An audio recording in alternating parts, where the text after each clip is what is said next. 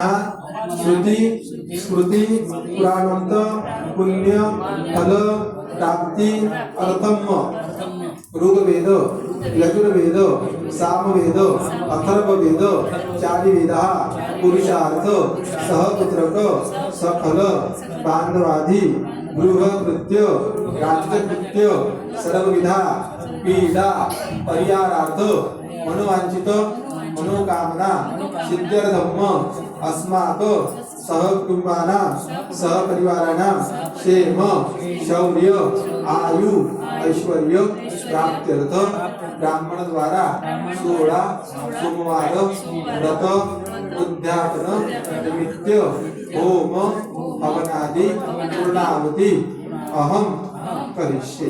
सुंदर त्र्यंबकराज भगवान की जय, मृत्युंजय भगवान की जय।